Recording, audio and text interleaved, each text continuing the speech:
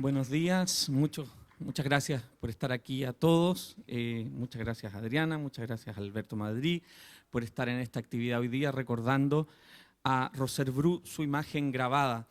Voy a simplemente iniciar esta conversación, vamos a ver un turno de habla y en la que nos dividiremos algunos aspectos y por supuesto conversaremos en algún momento sobre la obra o a partir de la obra de Roser Bru. Y quiero simplemente comenzar agradeciendo a la Fundación Roser Bru, al Taller 99 de Santiago, que ha hecho una tarea enorme por rescatar la obra de Roser Bru, especialmente la obra gráfica, pero toda su obra, y porque en el año 2018 publicó un estupendo catálogo razonado de la obra grabada y de la obra gráfica de Roser Bru.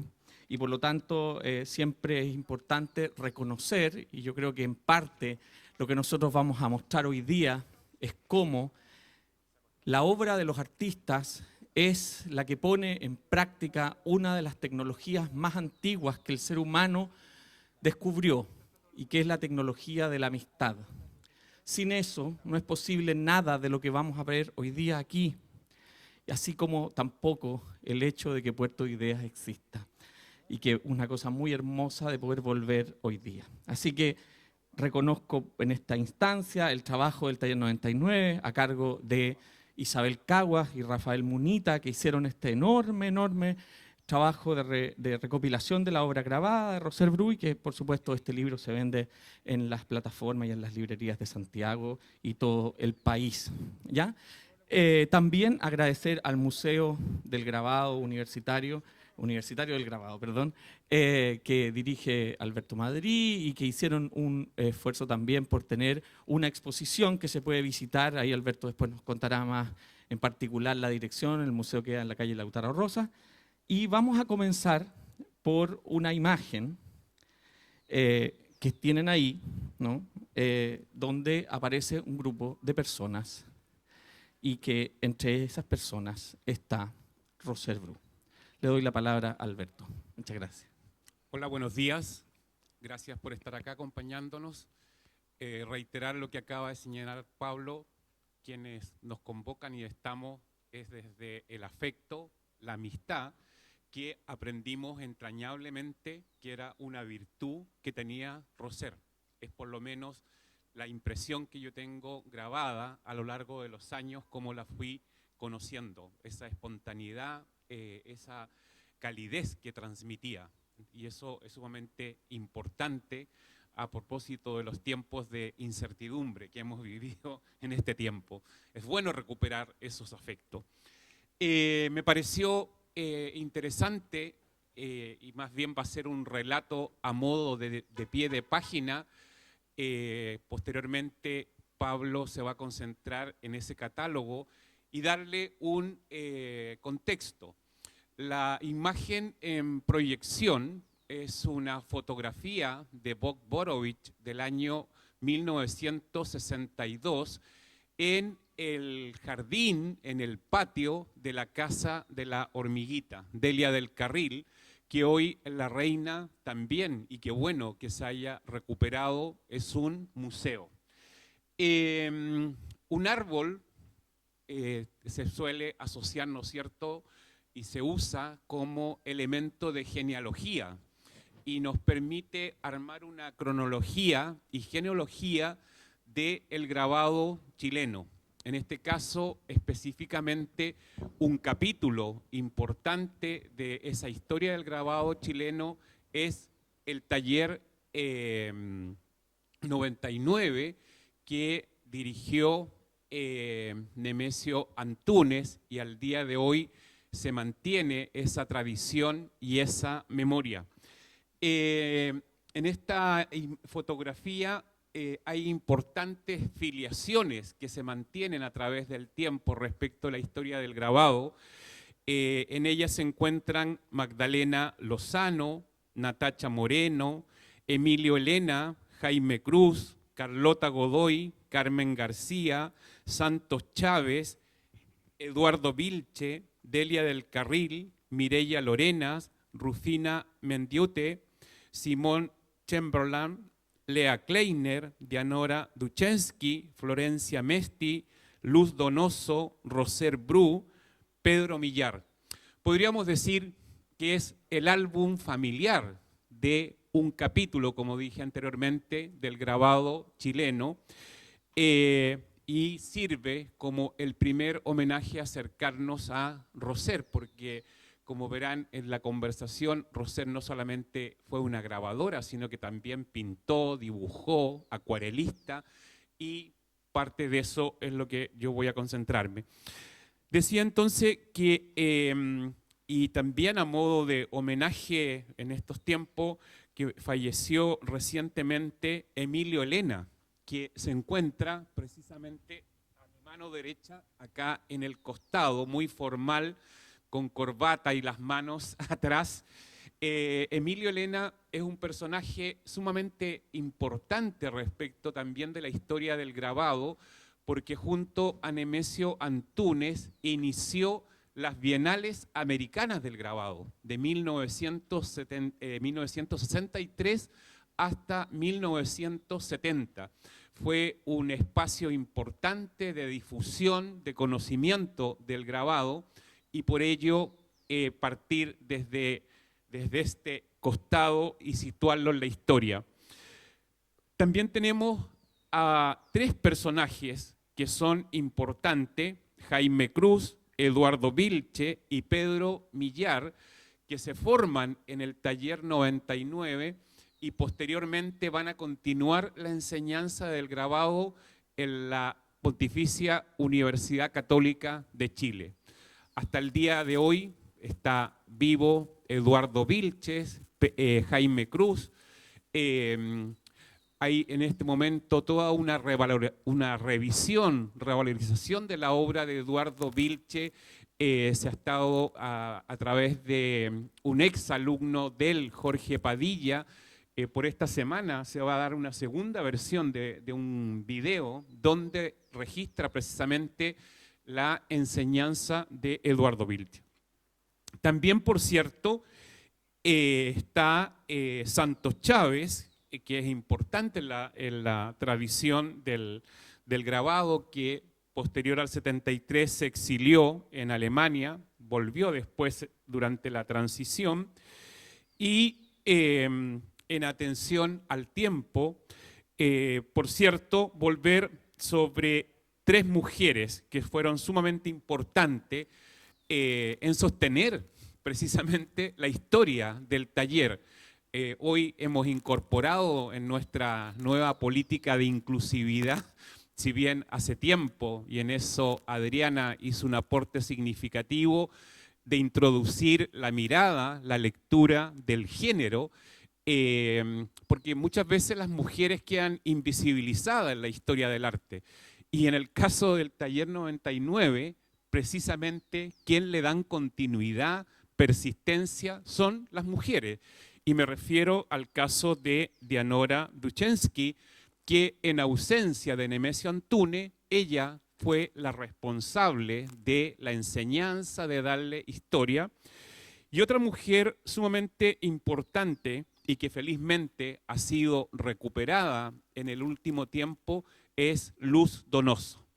Luz Donoso transita de la Universidad de Chile al TAP, al taller de artes visuales. Ahí estamos en otro momento de la historia del grabado chileno, que es los profesores que son exonerados de la Universidad de Chile van a formar esa agrupación que fue muy importante, mediados de los 80, un espacio de reflexión sobre el grabado.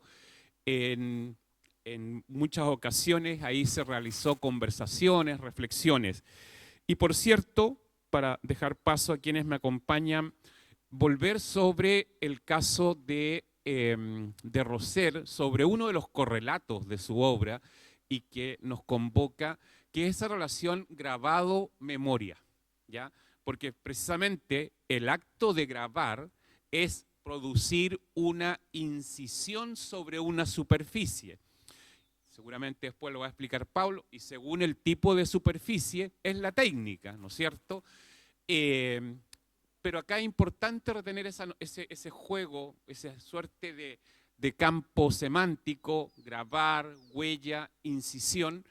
Y para mí, por cierto, la relación con Roser fue un tránsito de mi formación inicial, que fue en literatura, donde Adriana fue mi profesora, y posteriormente transité hacia las artes visuales, y mis primeros 3 textos que recuerdo de participación en distintos tipos de seminarios fueron acerca de Roser Bru. Uno en Cuaderno Hispanoamericano, otro cuando hice crítica en el Mercurio, y también lo que señalaba anteriormente en la participación en el año 2000 en un seminario en la Universidad de Chile sobre discursos, sobre género, donde había una obra que yo siempre recuerdo, que es preciosa, que se llama El Hilo, que es un buril de 1958, donde está una madre con su hija,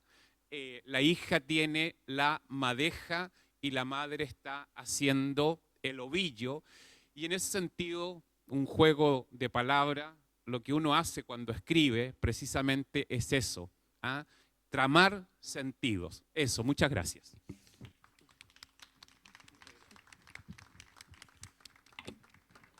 Muchas gracias, Alberto. Siguiendo el hilo de lo que Alberto plantea, voy a comenzar con esta imagen. Insisto, estas imágenes fueron facilitadas por el Taller 99 y la Fundación Roser Bru. Aquí tenemos 3 imágenes. Aparece Roser Bru en 1956 y luego una imagen del año 2004 aproximadamente y finalmente una del 2019, trabajando en el taller. ¿Por qué mostrar estas imágenes? Porque, de nuevo, tal como planteaba Alberto, hay una continuidad, ¿no? Y una cosa que es muy importante al interior de las instituciones es pensar en esa preservación.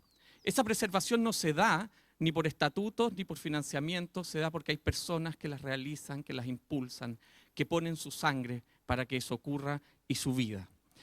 En el caso de la obra de Roser, ella viaja por una enorme diversidad de técnicas. Yo voy a tratar de dedicarle un poco a eso hoy día, porque sin duda es una cosa importante cuando se piensa en el grabado. Muchas veces se dice, qué difícil. Es difícil, puede pensarse así, pero por sobre todas las cosas implica dos elementos que son esenciales. Uno, que no es llegar y hacerlo, porque, como van a ver ustedes, hay un proceso desde que tú piensas la imagen, creas la imagen, te la figuras, al hecho de que quede plasmado en una plancha. Y por lo tanto, estas obras que ven ustedes aquí, como esta Mujer Lejana del año 60, realizada con buril y aguatinta, ¿no? Son trabajos que Roser realizó, esta del 58, una aguatinta que se llama Ibiza, ¿ya? Este es un buril y aguatinta. Son básicamente obras que requieren de un proceso desde la concepción a su realización que tiene varias fases técnicas, ¿no? Y esto es importante, sobre todo porque en todos los ejemplos que ustedes van a ver, por cierto, está esa ideación, esa imaginación, pero sobre todo hay una mediación técnica que requiere de espacios específicos, como por ejemplo el taller, como por ejemplo las prensas, que en general los artistas no solemos tener en nuestras casas, sino que uno va a un lugar a hacer grabado. Y esta cuestión de ir a un lugar a hacer grabado, donde están los materiales y las disposiciones técnicas, lo que se llamarían, ¿no?, los materiales, ¿ya? Esto implica a otras personas. Siempre hay otras personas en esta tarea, ¿ya? Aquí yo he ido mostrando distintos grabados de Roser, que por supuesto son de distintos momentos de todos estos periodos. Yo traje aquí un diagrama muy sencillo para mostrar una cosa, ¿no? Que para que tú llegues a hacer una agua fuerte, requieres de una plancha de metal. Esta puede ser cobre, aluminio, zinc, hay distintos tipos, fierro, pero en general se trabaja en Chile, se trabaja en cobre, ¿ya?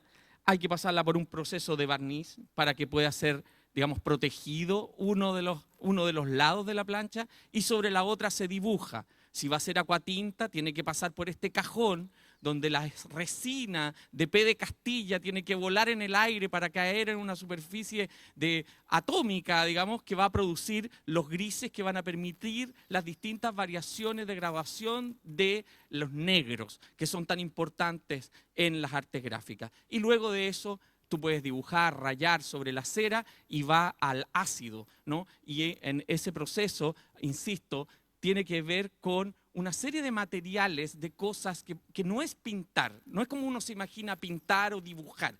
Esto hay que pensar de partida y además, por sobre todas las cosas, en que es una incisión, que esa incisión queda, que esa huella queda, y por eso pongo estos diagramas mínimos para que vean la diferencia entre la huella de un buril en la primera, luego la del aguafuerte, luego la de una terraza, luego estos puntitos más chiquititos que serían la de un acuatinta que produce el graneado que permite las diferencias o los distintos tipos de grises como aparece aquí en esta imagen. Son puntitos que van construyendo la imagen y eso tienes que pensarlo de antes.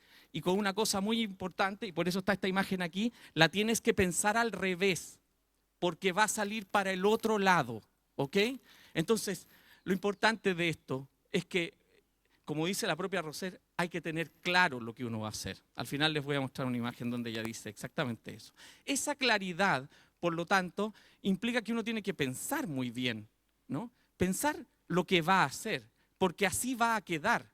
Porque usted no va a poder borrar tan fácilmente y entonces, a su vez, en este caso, precisamente elegí esta obra que es un grabado en metal, pero que tiene una intervención en serigrafía para ir adelantando lo que ella hace en su carrera, digamos, como artista, que es interesarse también por estas técnicas que van surgiendo, no porque no existan antes, sino más bien porque se van disponiendo de los talleres para poder ir a hacerlas, ¿no? Y estas obras en serigrafía tienen que básicamente ver con esta técnica que trabaja con seda, acrílica por supuesto, y esa seda, ¿ya? Hay que montarla en un bastidor, de nuevo pensar la imagen al revés, fijar la imagen, luego de fijar la imagen, los agujeritos de la seda que no han sido tapados permiten que la tinta pase y entonces a través de unos que se dice, digamos, como espátulas o racletas, ¿no? Se hace pasar la tinta por sobre eso y se van poniendo las distintas capas. Les insisto, esto no es pintar, esto no es dibujar, esto hay que pensar gráficamente. Y el pensamiento gráfico es un pensamiento que se cultiva, ¿no?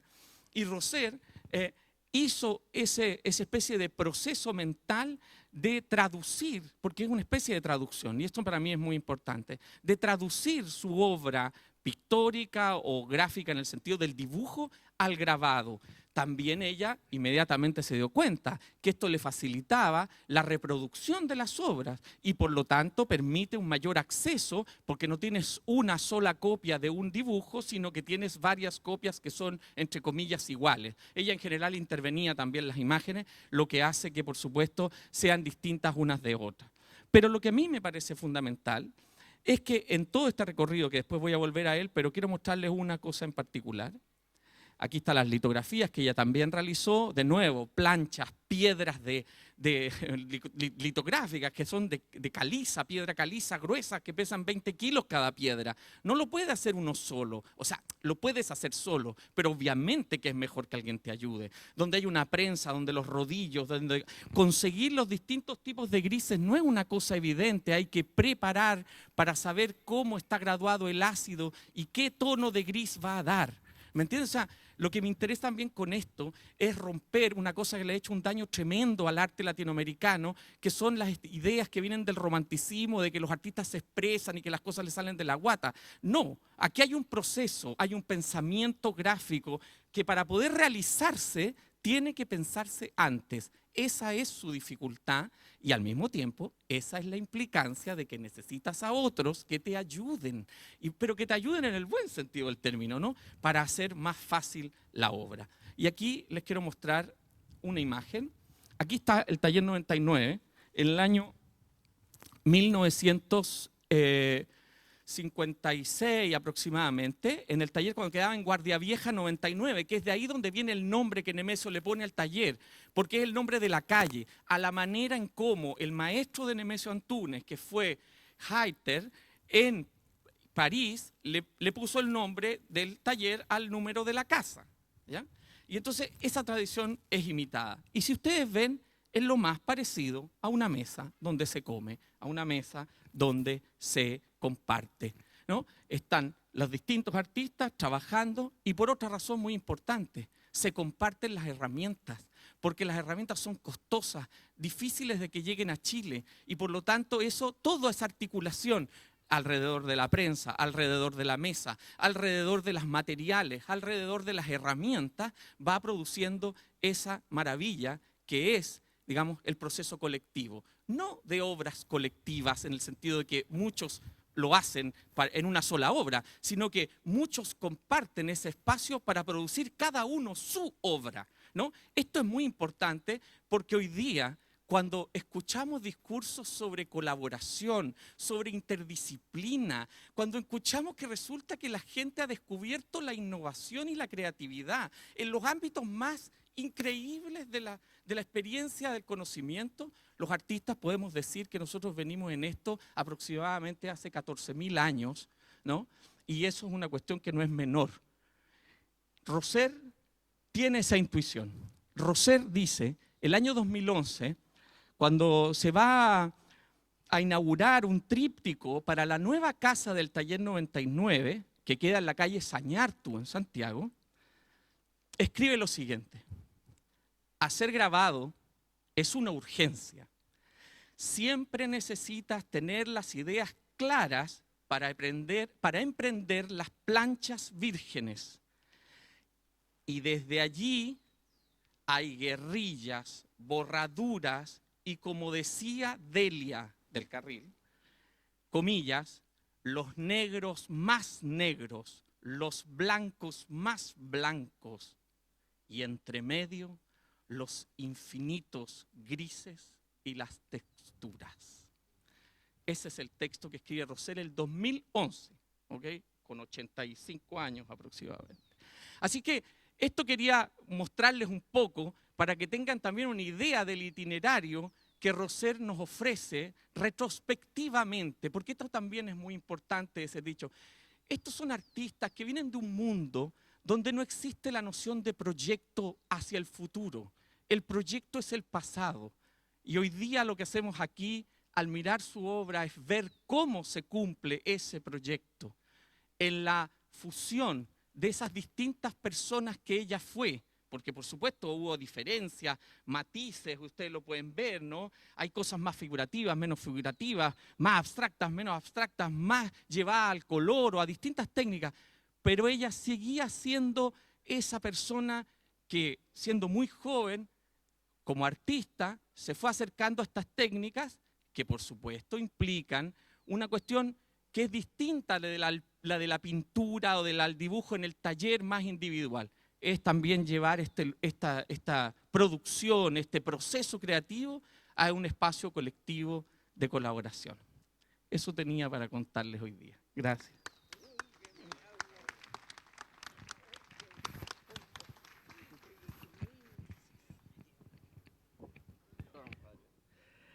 Muy buenos días a todos, espero que me estén escuchando bien, si no aleguen y levanten el dedo. Quisiera empezar por una cosa totalmente sentimental, después de haber oído estas exposiciones que me han hecho tan feliz. Los recuerdos de Dinora Duchis, de Lea Kleiner, de Luz Donoso, de las personas que Rosser constantemente nombraba como sus amigas, de Delia del Carril, de la que decía, como repetía siempre Rosser, todo debe ser demasiado. Todo debe ser demasiado. Bueno, esa alegría me han traído y además una ilustrista de saber en detalle con las distintas técnicas del grabado sobre las cuales, como yo no estuve con ella nunca en el taller, nunca aprendí del todo. Yo he escrito bastante sobre ella, más que nada sobre su pintura. Hay un libro que se editó en el Museo de Bellas Artes con una retrospectiva, pero la creatividad extraordinaria de esta mujer hacía que se renovara a cada rato, de tal manera que en ese libro en que yo recogí lo que habían escrito muchos poetas sobre ella y armé un texto sobre la base de lo escrito por otras personas, de todas maneras, ella tuvo después alrededor de 20 años de creación y cada exposición necesitaba miradas diferentes. Yo recuerdo una exposición que hizo sobre la luz del Mediterráneo cuando fue a Egipto. Ahí había que empezar a cambiar la mirada de una espectadora muy habituada a las luces de que ella pintaba de acá. Me di cuenta también de cómo cambió, bueno, escribí sobre eso, cómo cambió su quehacer pictórico y por supuesto el del grabado, el vínculo lo hizo muy bien Pablo, cuando vino la dictadura en Chile, porque cambió totalmente desde unas imágenes como las que ustedes vieron al principio, que prácticamente no tenían mirada, no tenían ojo, eran materias, así las llamaba ella, materias que cuando se pintaban eran, decía ella, como hacer un grabado, porque eran en un material grueso que se trabajaba haciendo hendiduras. Y esas figuras que eran maternas de la época de la maternidad de ella también, o del recuerdo de esa maternidad, eran figuras totalmente vueltas hacia adentro. Y después de la dictadura, ella empezó a crear unos espacios aterradores en los que uno llegaba a las exposiciones y se encontraba con los ojos. Yo le puse a uno de los textos que hice, ella por lo demás me lanzó a escribir sobre arte. Yo le dije, yo no sé, yo escribo sobre literatura, ¿qué quieres que haga con tu exposición? Y ella me dijo, mi exposición es sobre Kafka, y sobre Kafka algo sabrás. Y bueno, y en eso, claro, por supuesto, no había cómo negarse, ¿verdad? Y ella fue la que me hizo ver que podía también escribir acerca de arte. Yo estoy hablando un poco emotivamente, un poco desordenadamente, pero llegando a temas que ustedes ya en esto han visto. Pero me quiero desviar aún más todavía, me quiero desviar hacia ese árbol, porque desde que me dijeron que íbamos a estar debajo de este árbol, yo dije, este es algo muy especial. Y me acordé de unos versos que adapté y que todos ustedes conocen, pero igual, ¿no? Quiero a la sombra de un árbol dejar un recuerdo en flor, la niña de Cataluña, la que se murió de amor. Esto ustedes saben, no es así, es la niña de Guatemala y lo escribió Martí. Pero aquí estamos como en una especie de renacimiento que a la Rosel le habría gustado tanto escuchar tanto a Alberto como a Pablo, ver ver cómo se hacían sus cosas, recordar sus amigas, no solo amigas, sus compañeras de trabajo, y ver este mundo entero que se está configurando alrededor de esta pequeña exposición que tenemos aquí, cuyo curador es Alberto Madrid. Yo quisiera decir que en la pintura y en el grabado de Rosell hay además, yo voy a hablar más bien de la cosa temática y figurativa, hay una gran presencia de lo literario y hay una gran presencia también de otros pintores. Y hay además bueno, tengo que acordarme de lo literario, de los pintores, y luego tengo que acordarme también de lo muy pionera que fue en relación con captar la vida corporal interna de las mujeres. Y eso es muy interesante porque es algo que lo llamó Enrique Lin en un texto sobre ella, un acertijo de la femineidad y no del feminismo que es tan transparente. Ese pequeño desdén ahí, no hay oposiciones binarias, aquí hay un acertijo, hay un laberinto, hay una manera de sentir el cuerpo que es sorprendentemente distinto desde el tiempo de las maternidades, que normalmente en esa época, yo recuerdo, las maternidades se ocultaban, eran una cosa muy fea de ver, por lo tanto uno usaba unas cosas larguísimas que evitaban ofender al prójimo con estos crecimientos inoportunos del cuerpo. Y por otro lado, ella se volvió hacia adentro, hacia la materia y habló y encontró esa raíz de la palabra materia con la palabra mater y la encarnó y la hizo suya. Y yo diría que toda esa primera parte de su obra tiene que ver con eso, y que eso era incluso mal mirado, porque yo no sé si ustedes están de acuerdo conmigo, pero en Chile, yo les digo también por la literatura, muchísimas veces lo que importa es tener la generación del no sé cuánto y hacer que las técnicas de esa generación y las técnicas de esta generación sean, digamos, reconocidas en tales y cuales personas que las demuestran, etcétera, y después empieza el gallito, y que entre las técnicas de esa generación, quién es el primero, ¿verdad? Cosa que yo digo que es porque este país es tan angosto, porque no, si no nadie entiende por qué tienen que andar en fila india, ¿no? Pero ese asunto pasa de esa manera. Y la sensación que da Roser es haberse quedado en el tiempo de las maternidades, ella lo dice explícitamente. Ellos, dice, hablando de Balmes y de Gracia Barrios, estaban más en lo suyo, yo estaba en mi maternidad, un poco dando disculpas, porque eso era como perder el tiempo artísticamente. Entonces, sin embargo, hoy, en la exposición itinerante que está en Estados Unidos y estará en muchas partes que hizo de curadora Andrea Yunta, la gran curadora argentina,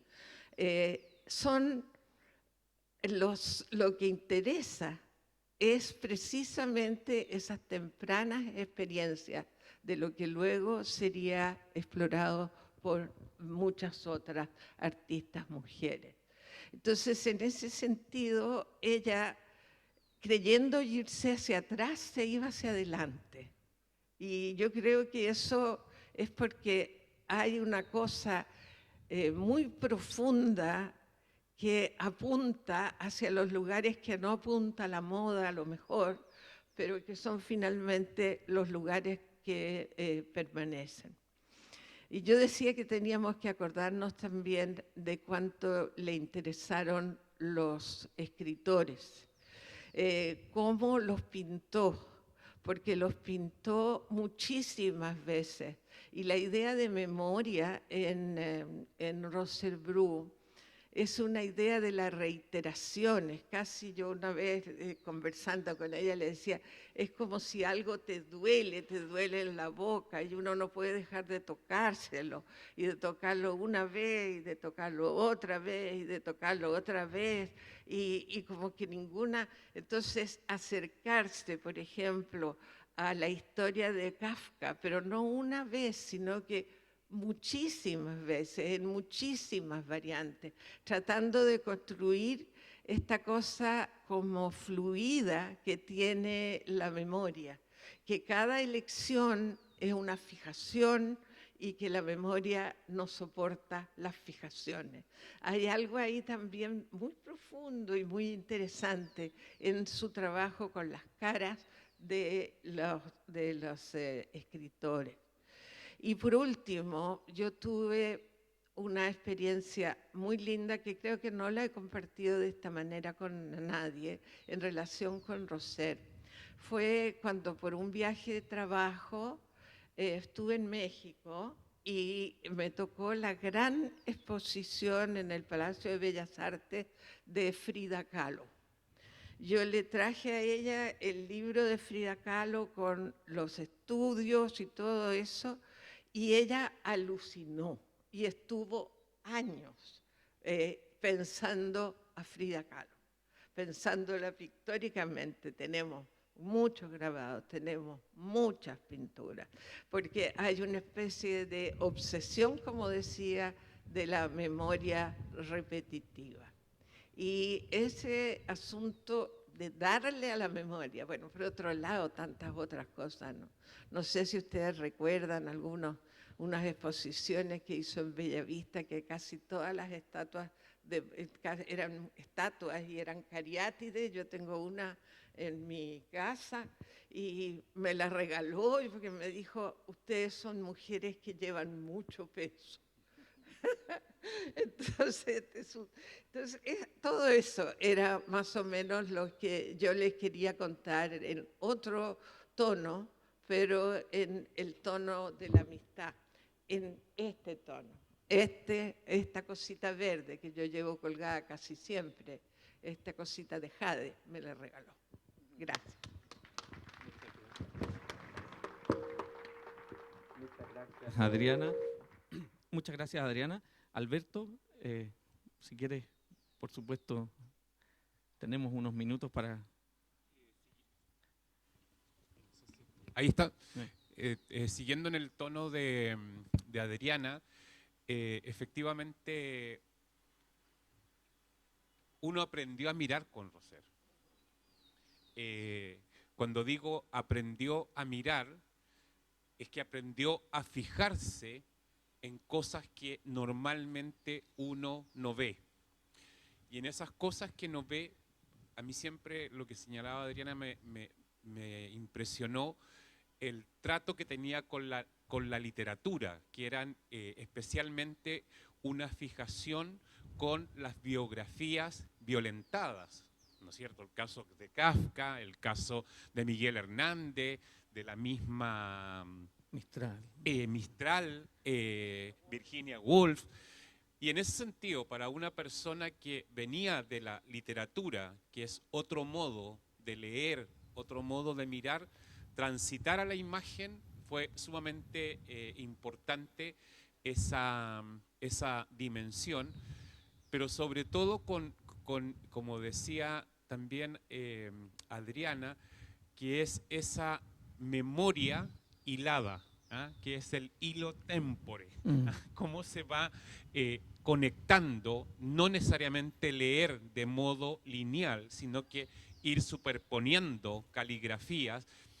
Y yo diría que Rosser va a tener un efecto de enseñanza sumamente significativo en la década de los mediados de los 90, que ya no es la generación emergente. Estoy pensando en Jimena Somoza, en Nuri González, cómo desde lo que era la dimensión de lo cotidiano, de lo doméstico, tensaron esa enseñanza, lo que tenía que ver, ¿no es cierto?, con la costura, con el tejido, se transformó en otra forma de resignificar ese espacio y otorgarle una condición simbólica que precisamente situaba el modo de trabajo de la artista mujer desde otra dimensión. Eso. Sí, sin duda. Y un aspecto que es importante también respecto de la cuestión de cómo, de esa femineidad que se expresa en su obra,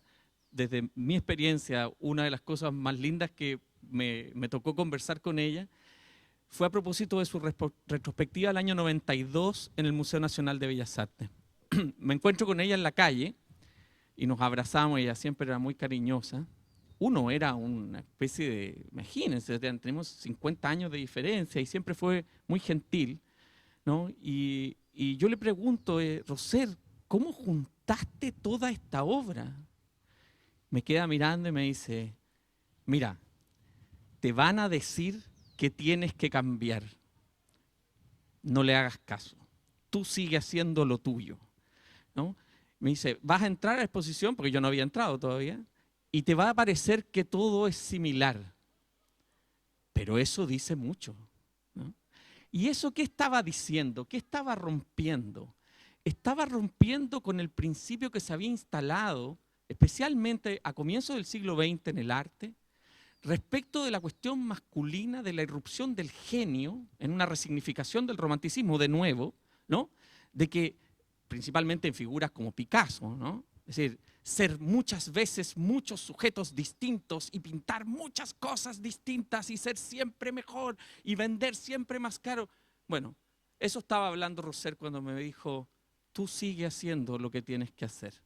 Porque evidentemente, además, ella encarna una cuestión que muchas veces no se habla y que en el Museo Universitario del Grabado ustedes van a poder ver una colección enorme de un artista chileno que es Carlos Hermosilla, que también fue un perseverante, porque aquí se celebra mucho la llegada, ¿no? El inicio, el comienzo de la carrera, pero pocas personas hablan de lo que es soportar 60, 70 años de obra en la que algún momento se habla de ti, pero no se habla siempre de ti. En algún momento te invitan a cosas, pero no siempre te invitan a cosas.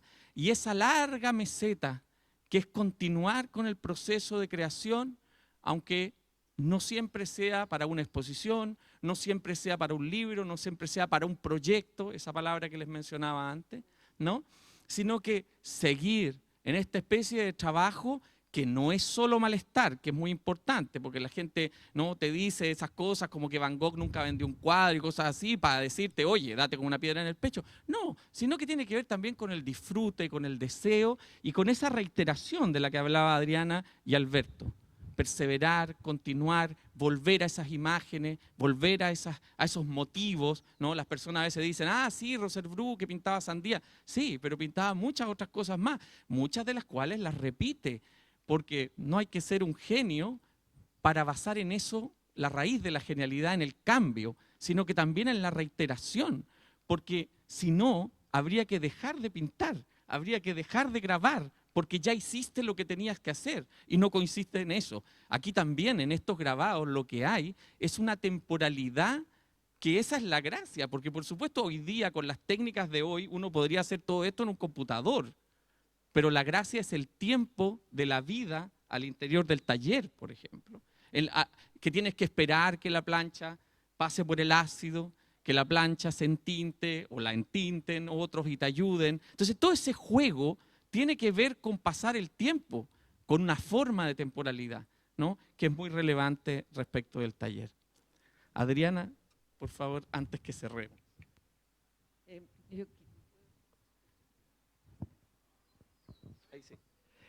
Yo quisiera decir, a ver, parece, yo quisiera decir algo acerca de cómo también ella absorbía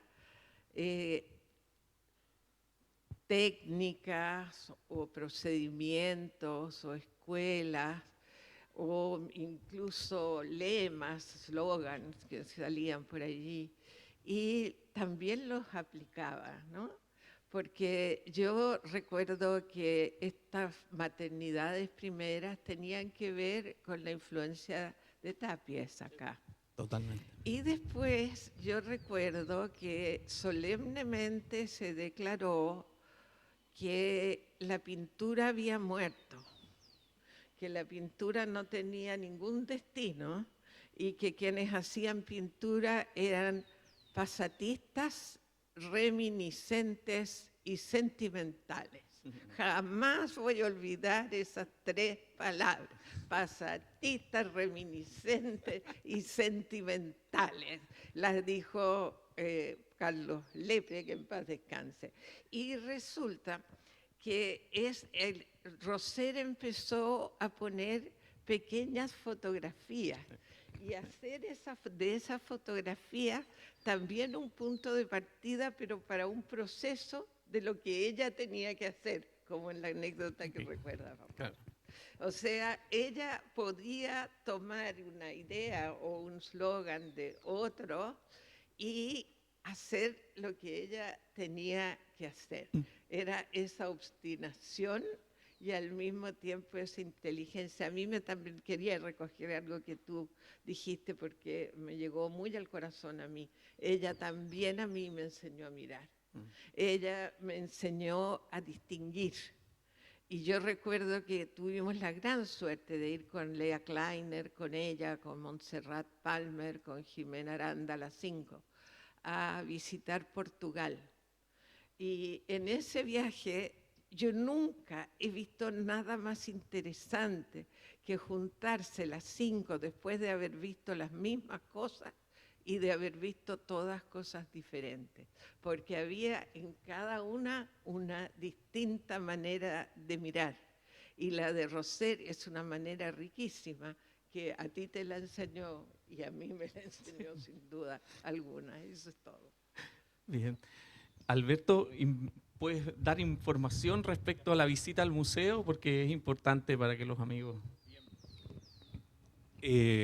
Para dar una continuidad a esta actividad está la posibilidad de desplazarnos caminando, porque está a 2,5 cuadras, subiendo y luego doblando a mano izquierda y nuevamente el Lautaro Rosa a mano izquierda. Quienes estén interesados en ver la muestra y conocer ese espacio, es un espacio que está recientemente inaugurado hace 15 días. No solamente va a ser la experiencia de conocer una colección, sino que un tipo de vivienda de Valparaíso del siglo XIX, de 1886, fue restaurada siguiendo todo el cuidado.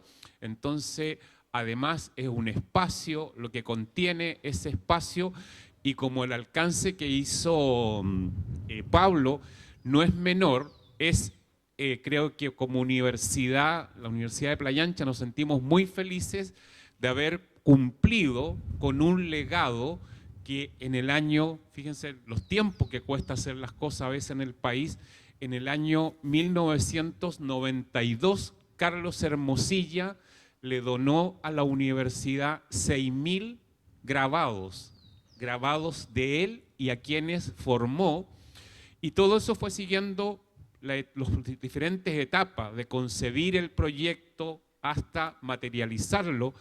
Y cuando pensamos en el estado que se encuentra la ciudad que reciba, esto es un regalo para ella. Así que los invito para que puedan ir, y está abierto, está en marcha blanca, así que la entrada es gratuita y van a tener la posibilidad de conocer un concepto de cómo, así como Pablo fue muy preciso en explicar las técnicas, y desde esas técnicas el concepto de matriz, el guión está organizado desde la noción de matrices de enseñanza, quienes han sido profesores, artistas, académicos que han enseñado el grabado en el país. Bueno, quiero agradecer a Alberto Madrid, a Adriana Valdés por esta presentación y sobre todo felicitarnos a todos por estar aquí y tener la confianza de volver a poblar Puerto de Ideas, recordar a Roser Bru, agradecer a la Fundación Roser Bru y al Taller 99 que facilitó las imágenes y a tratar de compartir en estos días y volver a tener la confianza de juntarnos y compartir, porque el conocimiento es mucho y somos muchos los que lo necesitamos. Gracias, que tengan un lindo día.